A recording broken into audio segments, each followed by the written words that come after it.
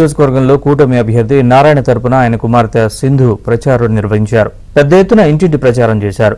ఆటోలో ప్రయాణించారు. హోటల్లో దోశలు పోస్తూ ప్రజల కష్ట సుఖాలు అడిగి తెలుసుకున్నారు. ఏడాదికి 20 లక్షల ఉద్యోగాలు ఇవ్వడమే టీడీపీ లక్ష్యమని చెప్పారు. స్కిల్ డెవలప్మెంట్ ప్రోగ్రాం కొనసాగుతుందని అన్నారు. గ్రీన్ ట్యాక్స్, చెత్త పన్నులు రద్దు చేస్తామని చెప్పారు.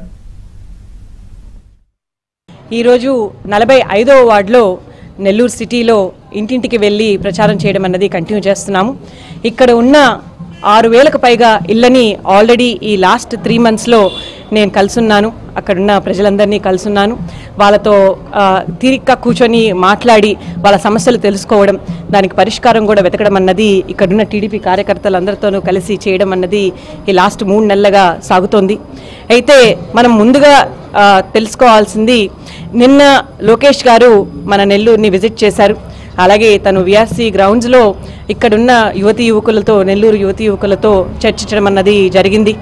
అయితే తను ఒక పెద్ద ప్రామిస్ మనందరికీ చేశారు.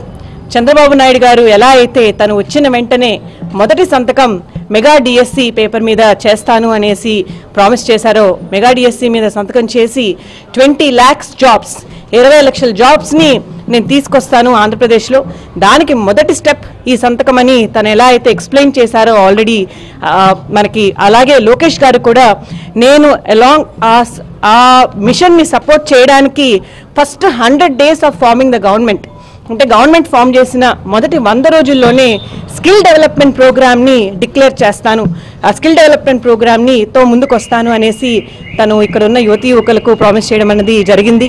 డెఫినెట్గా ఇది real people empowering manifesto. People empowering government అంటే టీడీపీ.